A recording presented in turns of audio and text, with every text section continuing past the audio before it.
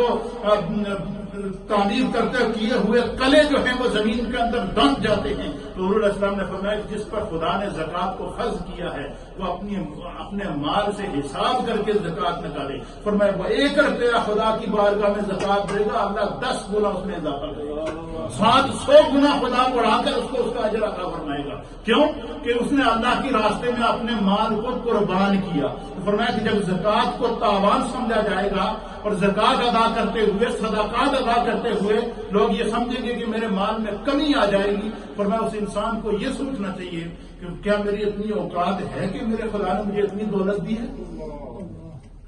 وہ جو مجھے دے سکتا ہے وہ مجھ سے چھین بھی تو سکتا ہے. جو دینے پر قادر ہے تو وہ لینے پر قادر نہیں ہے. فرمایا کہ تیسری چیز یہ ہے کہ لوگ زکوٰۃ کو تاوان سمجھیں گے اور جب زکوٰۃ دینے میں بخل کریں گے تو فرمایا کہ پھر وہ خدا کی طرف سے آنے والی مصیبتوں کا انتظار کریں. چوتھی چیز کیا ہے؟ حضور علیہ الصلوۃ والسلام نے فرمایا چوتھی اور پانچویں چیز سرکار دو عالم صلی اللہ علیہ وسلم نے فرمایا کہ جو معاشرے کی تباہی کا سبب بنے گی وہ کیا ہوگی؟ فرمایا کہ آدمی اپنی بیوی کی تو فرما برداری کرے گا، اپنی ماں کی نافرمانی کرے گا. آپ مجھے یہ بتائیں کیا آج ہم میں سے ہر گھر کے اندر یہ بیماری پائی جاتی ہے یا نہیں پائی جاتی ہے؟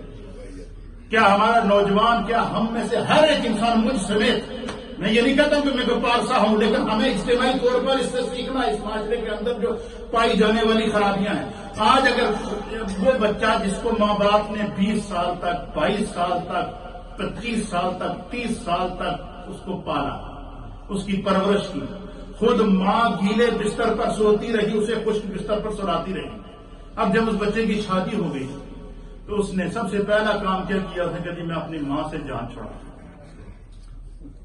اس طریقے کی جو بیماریاں پائی جاتی ہیں بظاہر یہ کہنے میں بڑی آسان ہے، لیکن نبی پاک صلی اللہ علیہ وسلم ترمذی شریف کی حدیث ہے، حضور نے فرمایا کہ اس وقت امت پر مصیبتیں آئیں گی، زلزلے آئیں گے، تباہیاں آئیں گی، ہلاکتیں آئیں گی، کہ فرمایا کہ جب نوجوان شادی کر کے اپنی بیوی کی تو فرما برداری کرے اور اپنی بوڑھی ماں کو گھر سے نکال دے، بوڑھی ماں کو دودھکار دے، ماں کو جب اس کی ضرورت ہے وہ ماں کے کام نہ آئے، جب اسے چلنا پھرنا نہیں آتا تھا ماں اس کو اٹھا کر پھیرتی تھی، جب وہ اپنے ہاتھ سے ڈکما اٹھا کر منہ میں نہیں ڈال سکتا تھا ماں اس کو کھلاتی تھی، جب وہ خود پانی نہیں پی سکتا تھا ماں پلاتی تھی، جب وہ خود ایک ایک چیز کا محتاج تھا. مجھے بتائیں جب تک بچہ شعور کو نہیں پہنچتا محتاجی کی عمر ہوتی ہے یا نہیں؟ فرمایا انسان کی زندگی میں 2 سٹیج آتے ہیں. ایک سٹیج اب وہ ہوتا ہے کہ جب وہ پیدا ہوتا ہے تو معذور ہوتا ہے، اور دوسرا سٹیج وہ ہوتا ہے کہ جب وہ بڑھاپے کو پہنچتا ہے تو معذور ہوتا ہے. جب وہ بوڑھا ہوتا ہے تو وہ کیا ہوتا ہے؟ معذور ہوتا ہے، کیونکہ وہ اس وقت اس کے جسم کمزور ہو جاتا ہے. فرمایا کہ اس اولاد کو اس وقت ذمہ داری ہے، اس اولاد کی غیرت، اس کی حمیت، اس کی سوچ اور اس کی فکر اس وقت جاگنی چاہیے کہ ایک وقت وہ تھا کہ میں چل نہیں سکتا تھا، میری ماں نے مجھے اٹھایا، میرے باپ نے مجھے اٹھایا. ایک وقت وہ تھا کہ میں کھا پی نہیں سکتا تھا، میرے ماں باپ نے مجھے پرورش پہنچائی ہے. اور آج وہ وقت ہے کہ ان کے اوپر بڑھاپا طاری ہے. اب اللہ تعالیٰ قرآن میں فرماتا ہے هل جزاء الاحسان الا الاحسان. یہ قرآن سورۃ الرحمان کے اندر اللہ تعالیٰ نے ہر احسان کا بدلہ احسان کے ذریعے رکھا.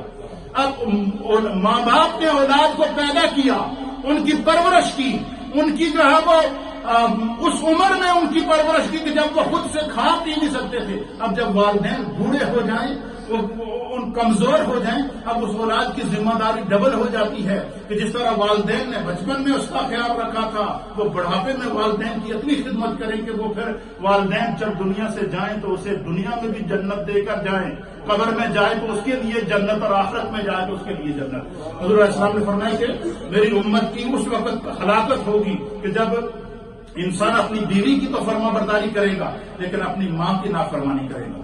پھر فرمایا کہ چھٹی چیز کیا ہوگی اس امت کی ہلاکت کی؟ حضور نے فرمایا کہ بندہ، یہ ساری چیزیں معاشرے کے اندر پائی جانے والی بیماریاں ہیں. حضور نے فرمایا کہ چھٹی چیز یہ ہے کہ بندہ اپنے دوست پر تو احسان کرتا ہے، اپنے دوست سے تو محبت کرتا ہے، اپنے دوست کی ہر ضرورت کا تو خیال رکھتا ہے. فرمایا بندہ اپنے دوست پر احسان کرتا ہے، اپنے بوڑھے باپ پر احسان نہیں کرتا. اپنے دوست کے ساتھ اس دوست کی اس کا فکر ہوگی، میرے دوست کے پاس فلاں چیز نہیں ہے میں اس کو دے دوں، میرے دوست کو فلاں چیز کی ضرورت ہے، میں اس کو پہنچا دوں، کیوں؟ میری اس کے ساتھ دوستی ہے۔ فرمایا بندہ اپنی دوستی کا تو خیال رکھے گا، اپنے دوست پر تو احسان کرے گا، لیکن اپنے بوڑھے باپ پر احسان نہیں کرے گا۔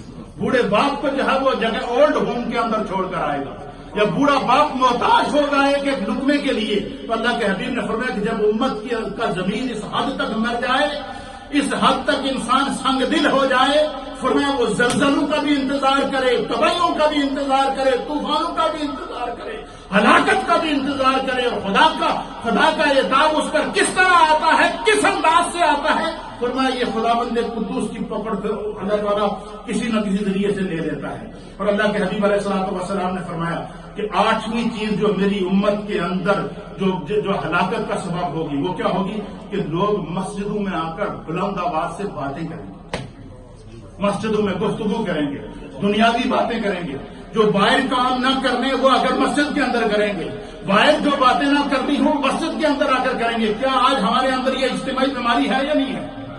ہم مسجدوں میں آ کر دنیاوی باتیں کرتے ہیں یا نہیں کرتے؟ مسجدوں